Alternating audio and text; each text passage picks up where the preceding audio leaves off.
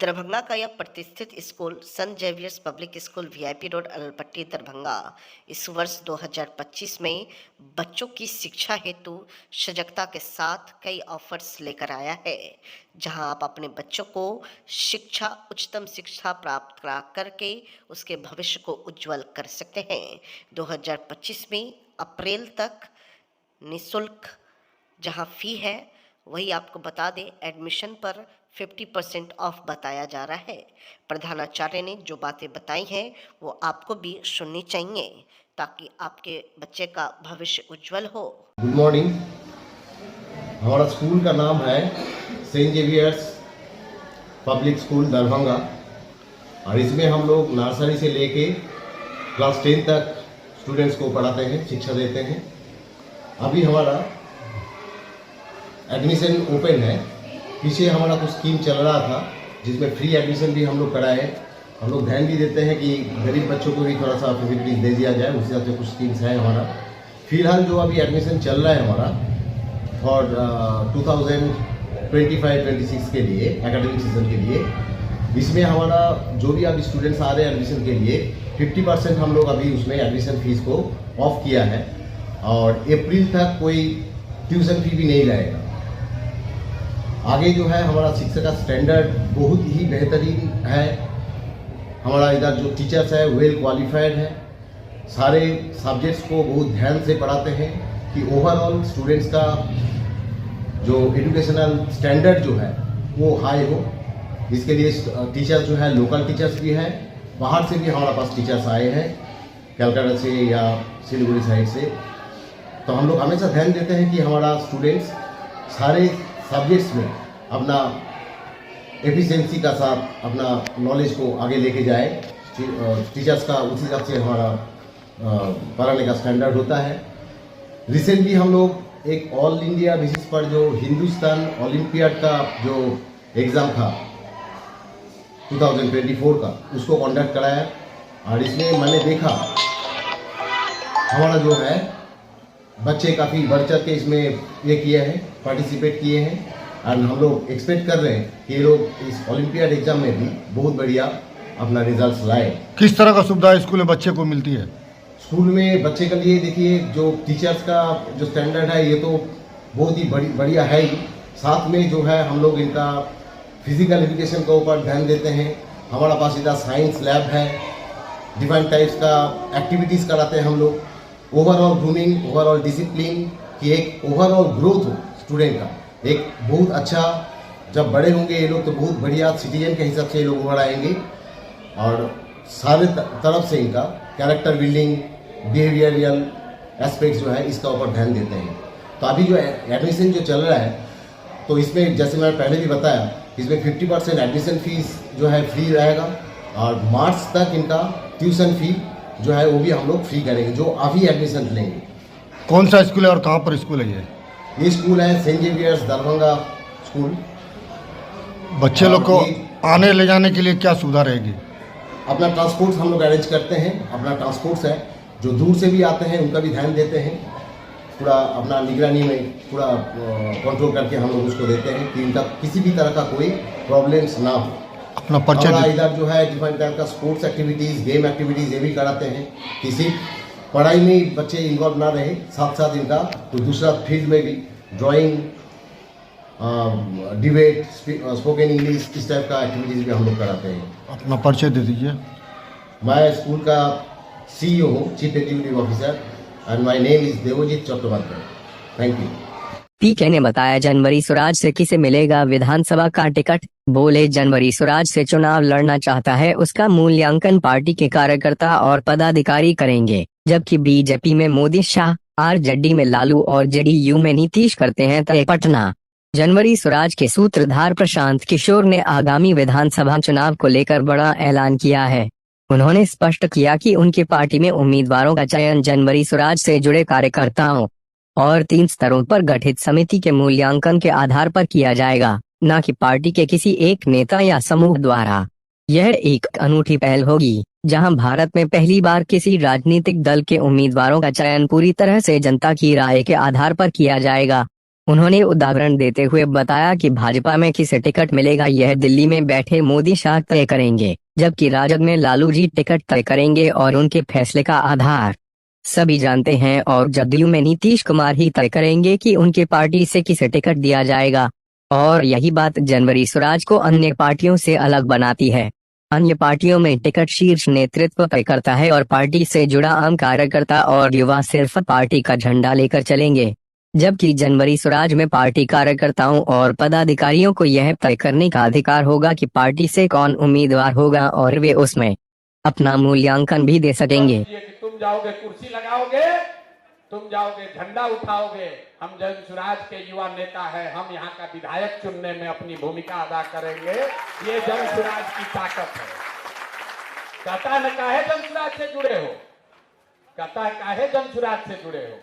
जन स्वराज से इसलिए जुड़े हैं कि अभी जब जून में उम्मीदवारों का चयन होगा तो जो भाजपा का झंडा ढो रहा है वो इंतजार में रहेगा कि मोदी जी और अमित शाह किसको टिकट दे रहे हैं। जो लालू जी का झंडा ढो रहा है उसको पता चलेगा कि किसका बैग ज्यादा पहुंचा कि टिकट मिला। नीतीश जी का जो झंडा ढो रहा है उसको पता चलेगा कि नीतीश जी भुलाते भुलाते किसका नाम याद रखे कि टिकट मिला। लेकिन जो जन स्वराज का झंडा लेकर चल रहा है उसको मालूम है कि हमारे यहाँ बैठक में इनका नाम तय हुआ है और यही आदमी विधायक का इस बार उम्मीदवार होगा।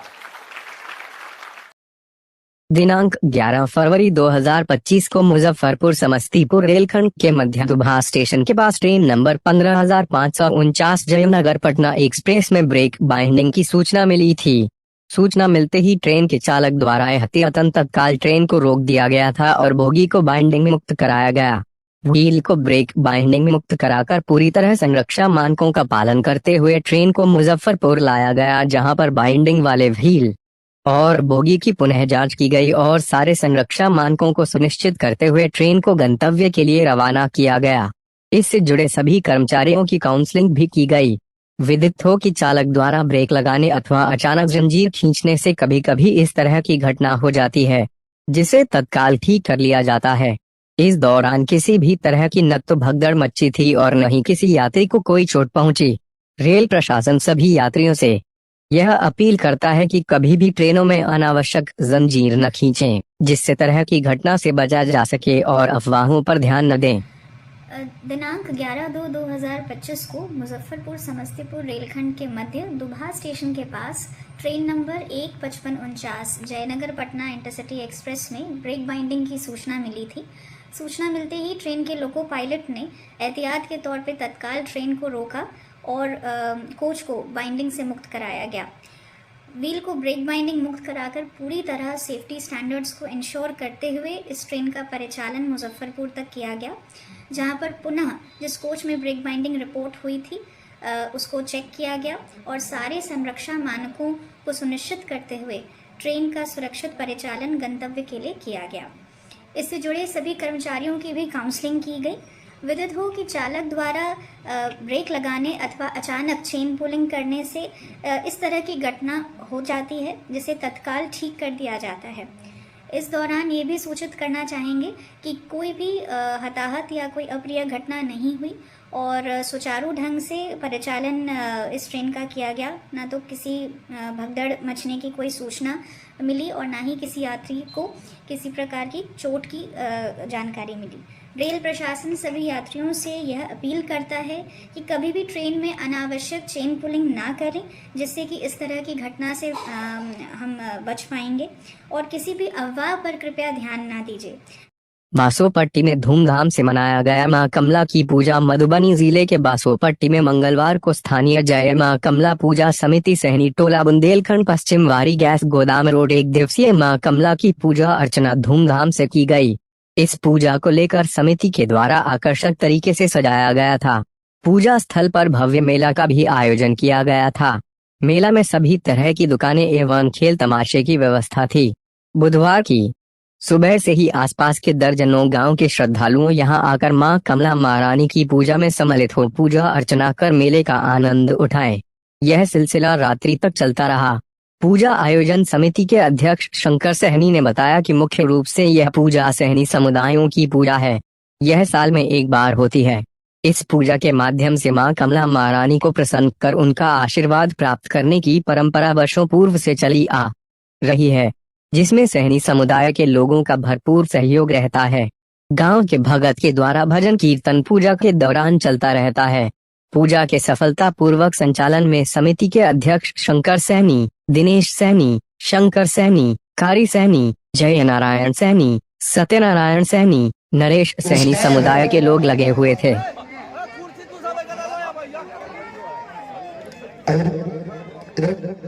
देखिए अनुराग कुमार बुआ की तरफ से माता कमला के दरबार में 100 रुपये पुरस्कार का जय माता कमला हरिदयाल सिंह महाराज दान देने बुआ सबके भैया से के कहा कि समान दे बुआ सबके लक्ष्मी जी के पास देवल दान देने वाले की जय।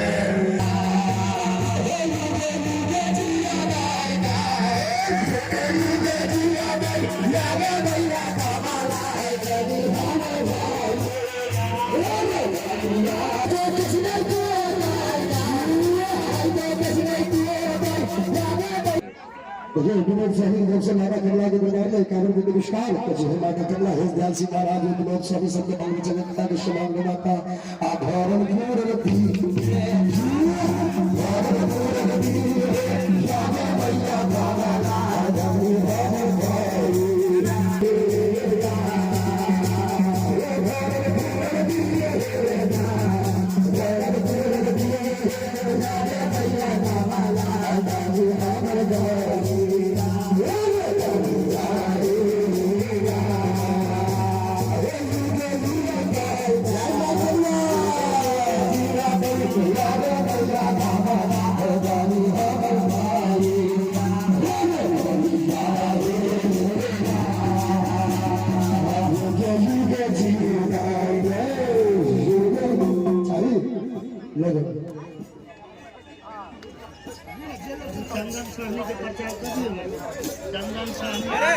देखिए चंदन साहनी बालवी बेहता गांव निवासी की तरफ से माता कमला के दरबार में 100 रुपये के पुरस्कार जय माता कमला हरिदयाल सिंह।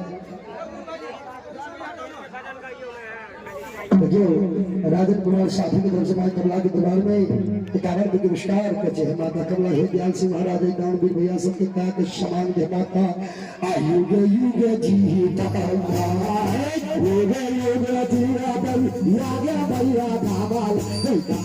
राजस्व मामलों समीक्षात्मक बैठक दरभंगा 13 फरवरी 2025 जिलाधिकारी श्री राजीव रोशन कार्यालय प्रकोष्ठ की अध्यक्षता में राजस्व से संबंधित समीक्षा बैठक हुई। बैठक में जिलाधिकारी ने ऑनलाइन दाखिल खारिज, परिमार्जन प्लस अभियान बसेरा 2, आधार सीडिंग, लगान वसूली, समपरिवर्तन, सैरात, लंबित दाखिल खारिज आवेदन, भू स्वामित्व प्रमाण पत्र, लोक भूमि अतिक्रमण, इमापी, भूमि विवाद से संबंधित मामले, भू समाधान पोर्टल, आंतरिक संसाधन आदि पर सभी अंचलाधिकारी से बिंदुवार समीक्षा हुई। जिलाधिकारी ने सभी अंचलाधिकारियों को लंबित मामलों को जल्द से जल्द निष्पादन करने का सख्त निर्देश दिए। जिलाधिकारी ने कहा कि अंचलाधिकारी सिंहवाड़ा द्वारा उत्कृष्ट कार्य है, उन्हें धन्यवाद दिया। जिलाधिकारी ने लंबित मामलों को लेकर अंचलाधिकारी बिरौल, कुशेश्वर स्थान पूर्वी से स्पष्टीकरण करते हुए वेतन स्थगित करने का निर्देश अपर समाहर्ता राजस्व को दिया। अंचलाधिकारी मनीगाछी, किरतपुर, कुशेश्वर स्थान द्वारा बताया गया कि 1 सप्ताह के अंदर सभी लंबित मामलों का निष्पादन कर लेंगे। बैठक में पंचायत सरकार भवन का भी समीक्षा किया गया। जिलाधिकारी ने सभी अंचलाधिकारी को लंबित पंचायत सरकार भवन हेतु भूमि जल्द से जल्द उपलब्ध कराने का निर्देश दिया। समीक्षा क्रम में बताया गया कि थानाध्यक्ष द्वारा भूमि विवाद मामलों को पोर्टल पर अपलोड नहीं किया जा रहा है। जिलाधिकारी ने वरीय पुलिस अधीक्षक के माध्यम से पत्र अग्रसारित कराने का निर्देश अपर समाहर्ता राजस्व को दिया। बैठक में अपर समाहर्ता राजस्व नीरज कुमार दास, भूमि सुधार उप समाहर्ता बिरौल बेनीपुर एवं सभी अंचलाधिकारी गण उपस्थित। दिनांक 12 फरवरी 25 को खजौली विधानसभा के बासोपट्टी प्रखंड के मेहतरपट्टी में संत शिरोमणि संत रविदास जयंती समारोह में भाग लेकर उनके तलीय चित्र पर पुष्प अर्पित करते और संत रविदास के जीवनी पर प्रकाश डालते और दिनांक 11 फरवरी 25 को खजौली विधानसभा के बासोपट्टी प्रखंड के आमाटोल में कबीर सम्मेलन में भाग लेते पूर्व विधायक खजौली सीताराम यादव, बिहार विद्युत विनियामक आयोग भुट्टल विद्युत भवन नेहरू पथ Patna north Bihar power distribution company limited द्वारा समर्पित वित्तीय वर्ष 2023 से 24 के लिए वास्तविक खर्च की स्वीकृति, वित्तीय वर्ष 2024 से 25 के लिए वार्षिक कार्यकलापों की समीक्षा, वित्तीय वर्ष 2025 से 26 से 2027 से 28 के लिए व्यावसायिक योजना एवं कुल राजस्व की आवश्यकता एवं वित्तीय वर्ष 2025-26 के लिए खुदरा विद्युत बिक्री दर के निर्धारण एवं स्वीकृति संबंधी याचिका पर जनवरी सुनवाई बैठक का आयोजन किया गया। बिहार इलेक्ट्रिसिटी रेगुलेटरी कमीशन के अध्यक्ष आमिर सुबहानी की अध्यक्षता में दरभंगा समाहरणालय स्थित डॉक्टर भीमराव अंबेडकर सभागार में गुरुवार को वहीं आयोजित बैठक में विद्युत विभाग के और भी कई उच्च अधिकारी सहित संबंधित पदाधिकारी इत्यादि लोग मौजूद थे। वहीं आयोजित बैठक के संबंध में हमारे संवाददाता ने बात किया बिहार इलेक्ट्रिसिटी रेगुलेटरी के अध्यक्ष आमिर सुबहानी से, तो उन्होंने कहा कि खुदरा विद्युत दरों के निर्धारण के लिए यह जनसुनवाई साल में एक बार यह आयोग डिस्ट्रीब्यूशन कंपनी के प्रस्ताव पर हर श्रेणी के उपभोक्ताओं के लिए खुदरा बिजली दर का निर्धारण करता है। आमिर सुबहानी ने कहा कि प्रस्ताव प्राप्त हो गया है और आयोग ने उसे समाचार पत्रों में भी प्रकाशित कर दिया है और वेबसाइट पर भी दिया गया है, जिसमें सुझाव आ रहे हैं और अगले वर्ष बिजली की दरें कितनी निर्धारित करना उचित होगा। और इस बैठक के अवसर पर आयोग के ए.के. सिन्हा और BS यादव मौजूद रहे और क्या कुछ कहा आमिर सुबहानी अध्यक्ष ने, उनकी बातों को हम सुन रहे हैं। कदम उठाए गए। ये जन सुनवाई खुदरा विद्युत दरों के निर्धारण के लिए की गई थी। साल में एक बार ये आयोग डिस्ट्रीब्यूशन कंपनी के प्रस्ताव पर हर श्रेणी के उपभोक्ता के लिए खुदरा बिजली दर का निर्धारण करता है और वो प्रस्ताव प्राप्त हो गया है। आयोग ने उसको समाचार पत्रों में प्रकाशित कर दिया है, वेबसाइट पर दिया हुआ है और सुझाव आ रहे हैं। आज आयोग उन प्रस्तावों पर सुझाव लेने के लिए आया है कि अगले वर्ष बिजली की दरें कितनी निर्धारित करना उचित होगा और उस पर जो सुझाव मिले वो हमने नोट किए हैं, आयोग ने नोट किया है।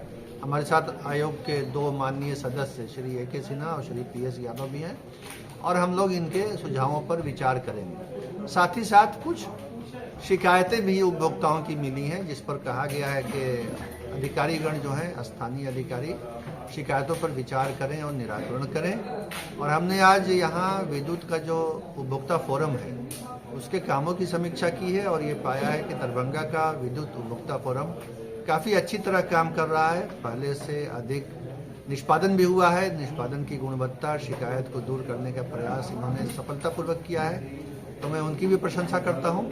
और पुनः अंत में यही कहूँगा कि नए साल के विद्युत दरों के निर्धारण पर जिसका अंतिम आदेश अगले महीने मार्च में संभावित है, उसी पर सुनवाई हुई है और सारे सुझाव नोट किए गए हैं और उसी पर विचार।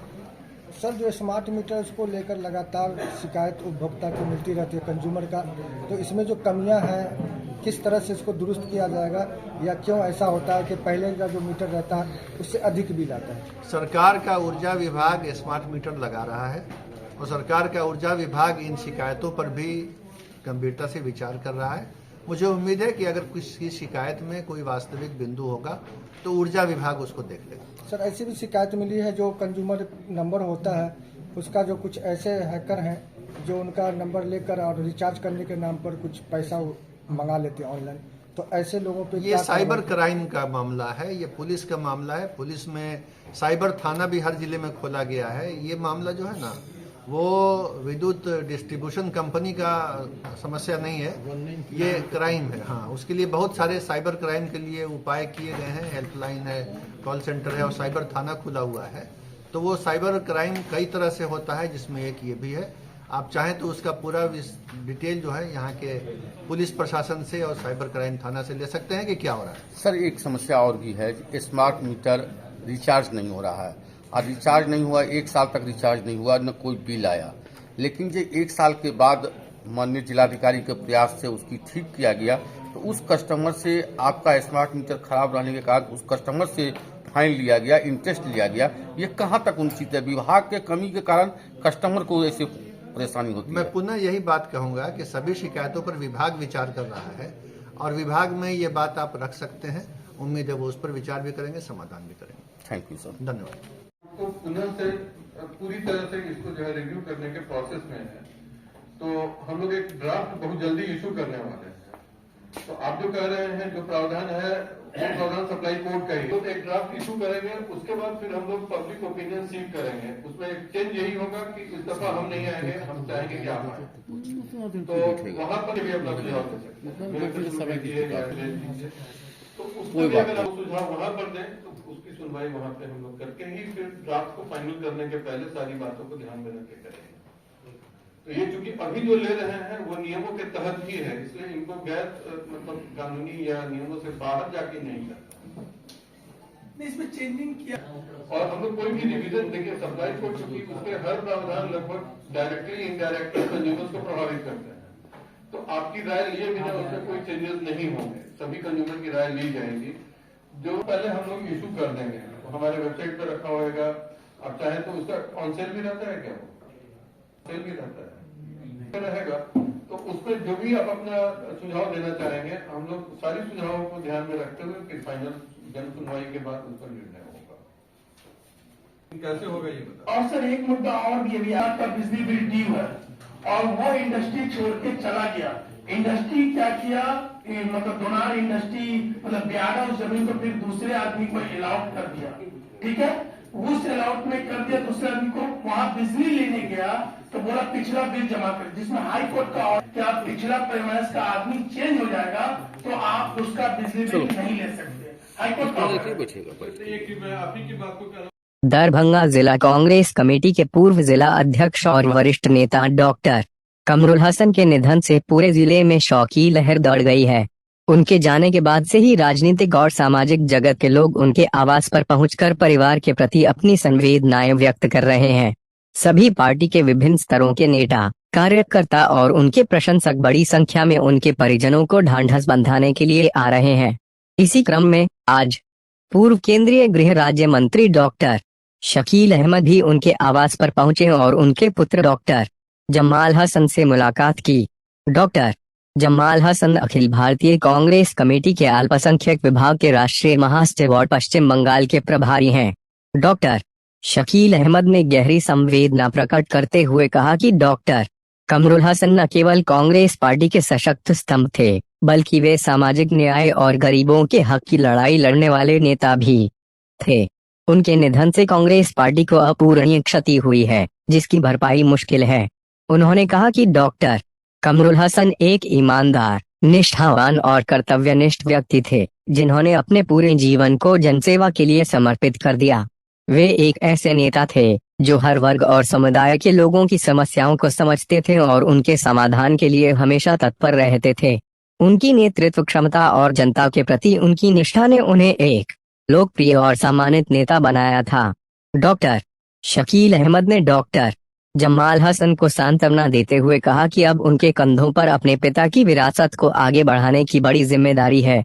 उन्होंने कहा, आपके वालिद बहुत नेक दिल, ईमानदार और कांग्रेस पार्टी के मजबूत नेता थे। अब आपकी जिम्मेदारी है कि उनके नाम को और आगे बढ़ाएं। कांग्रेस पार्टी और हम सभी आपके साथ खड़े हैं। इस दुख की घड़ी में आप अकेले नहीं हैं। इसके साथ ही उन्होंने परिवार के अन्य सदस्यों डॉक्टर बदरुल हसन, डॉक्टर इकबाल हसन, नेहाल हसन, कमाल हसन, जीशान हसन से भी मुलाकात की और उन्हें ढांढस बंधाया।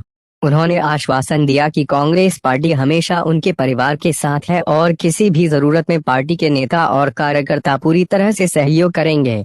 डॉक्टर कमरुल हसन के निधन से न केवल कांग्रेस पार्टी बल्कि पूरे दरभंगा जिले में राजनीतिक और सामाजिक क्षेत्र में एक शून्य पैदा हो गया है।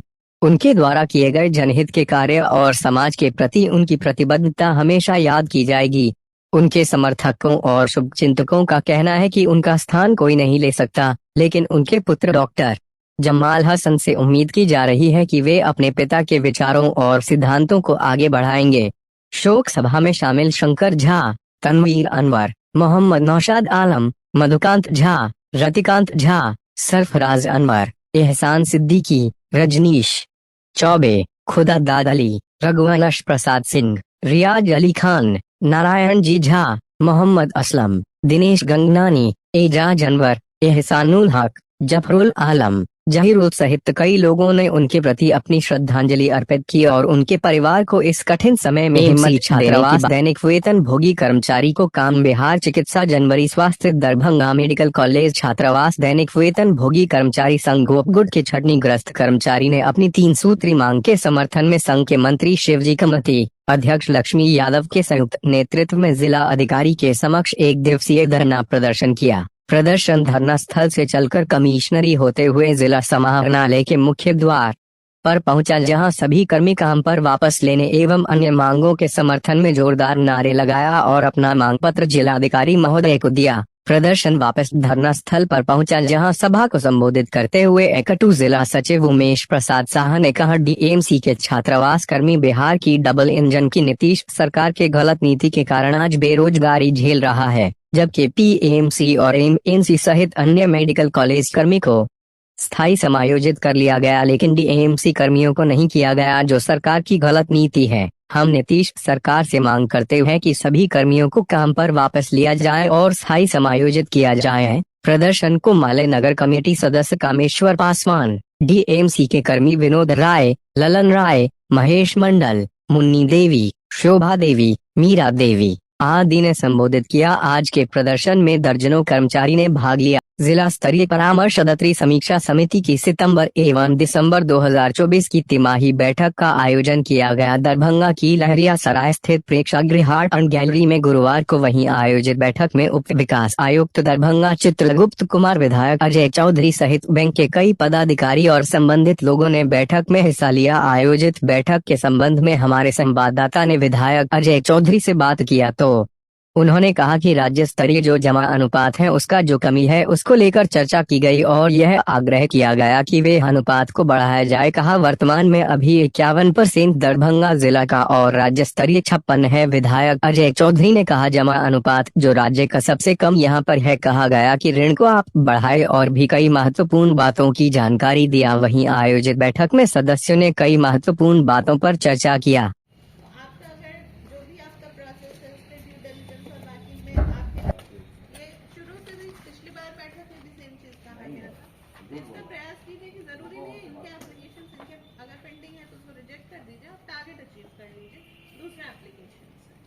और फाइनेंशियल लिटरेसी को लेकर है।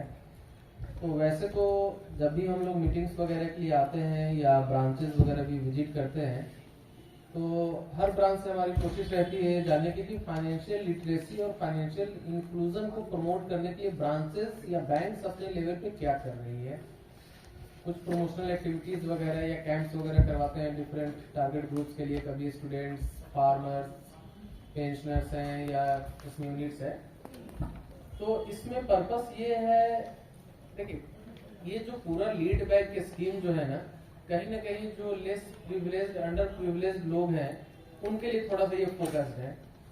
और जब तक हम लोग सामने से थोड़ा सा उनको फाइनेंशियली एक वो एम्पावर्ड फील नहीं करवाते हैं ना, कई बार वो उनको पता भी नहीं होता है कि क्या चीजें हैं, किस चीज का उनको मतलब राइटफुल एंटाइटलमेंट है, लोग एसर्टिव नहीं हो पाते हैं। कई बार तो जैसा मैडम भी बता रहे थे कि बोल दिया कि उस एरिया में हम लोन नहीं करते हैं। इस तरीके का जो एटीट्यूड है या इस तरीके की चीजें है वो उसी वजह से लोग एक तो वैसे भी वो लेस प्रिविलेज्ड है, ऊपर से अगर बैंकर्स अच्छे से नहीं बिहेव करते तो वो समस्या हो जाती है। इसलिए हम लोग फाइनेंशियल इंक्लूजन और लिटरेसी पे थोड़ा सा फोकस रखते हैं। यहाँ पे तो चलिए हम लोग क्वांटिटेटिव पैरामीटर्स वगैरह की बात कर रहे हैं कि मोबाइल बैंकिंग कितना है, ABS सब्सक्राइबर्स कितने हैं, इंटरनेट बैंकिंग एक्सेस कितने को दिया गया है, इस तरीके की चीजें हम लोग देख रहे हैं कि SHG अकाउंट्स वगैरह या जनधन योजना। क्वांटिटेटिव फिगर्स चलिए अपनी जगह है, बट इसके पीछे का जो एसेंस है ना उसको थोड़ा सा आप लोग भी उसको अप्रिशिएट करेंगे जब आप लोग को लगे कि हाँ बैंकर्स जब बैंक से बाहर निकलकर लोगों के बीच जाते हैं, उनको कुछ बताते हैं तो लोग भी एम्पावर्ड फील करते हैं। उनको लगता है कि हाँ कुछ स्कीम्स है हमारे लिए, कुछ गवर्नमेंट की योजनाएं हैं जिसको हम अवेल कर सकते हैं। शायद यही बताने के लिए बैंकर्स हमारे बीच में आए हैं।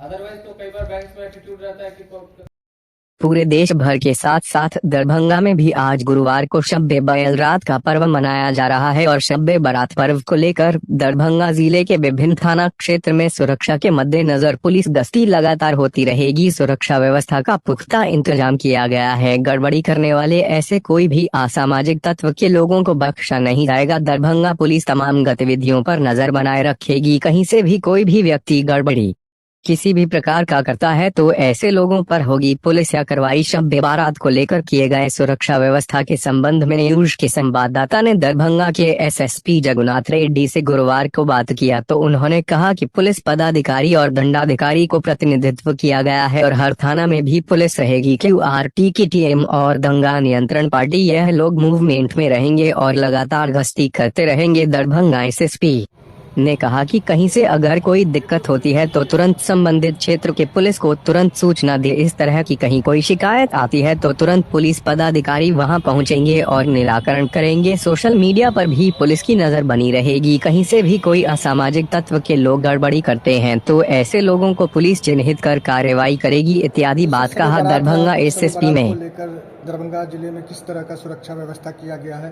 क्या कुछ सुरक्षा रहेगा? पुलिस पदाधिकारी दंडाधिकारी का नियुक्त कर दिया गया है और हर थाने में पुलिस प्रतिनियुक्ति रहेगा। उसके अलावा अनुमंडल लेवल पे QRT है या जिला लेवल पे भी QRT दंगा नियंत्रण पार्टी है और सीनियर ऑफिसर्स हम लोग भी मूवमेंट पे रहेंगे, गश्ती करते रहेंगे और हम लोग नज़र बना के रखेंगे। कहीं से कोई अगर दिक्कत होती है तो किस तरह से ऐसे लोगों से निपटा जाएगा? कोई दिक्कत होती है पुलिस को अपील है कि तुरंत सूचना दे थानाध्यक्ष को, अनुमंडल पुलिस पदाधिकारी, सीनियर SP को, तो हम लोग तुरंत पहुंच के उसका निराकरण करेंगे। और जो असामाजिक तत्व है हम लोग उनके ऊपर नज़र रखे हुए हैं। हमारा जो साइबर सेल है, सोशल मीडिया सेल है, दोनों हम लोग उनके ऊपर नज़र रखे हुए हैं और ऐसा कुछ रूमर्स फैलता है तो तुरंत पुलिस को सूचना दे, हम लोग त्वरित कार्रवाई करेंगे। आज शाम से ये शुरू है, शब-ए बारात सुबह तक चलेगा तो इसको लेकर पुलिसिया गश्ती भी विभिन्न थानों में किया जाएगा। हाँ जी, सभी गश्ती में रहेगा, सभी थाना में। वरीय पुलिस अधीक्षक दरभंगा द्वारा शब-ए बारात पर्व को लेकर ड्यूटी में तैनात पुलिस पदाधिकारी कर्मी का निरीक्षण किया गया। निरीक्षण के क्रम में सभी प्रतिनियुक्त पुलिस पदाधिकारी कर्मी को विधि व्यवस्था को लेकर आवश्यक दिशा निर्देश दिए। शब-ए बारात पर्व को लेकर सभी अनुमंडल पुलिस पदाधिकारी एवं थानाध्यक्ष को अपने अपने क्षेत्र अंतर्गत भ्रमणशील रहने का निर्देश दिया गया।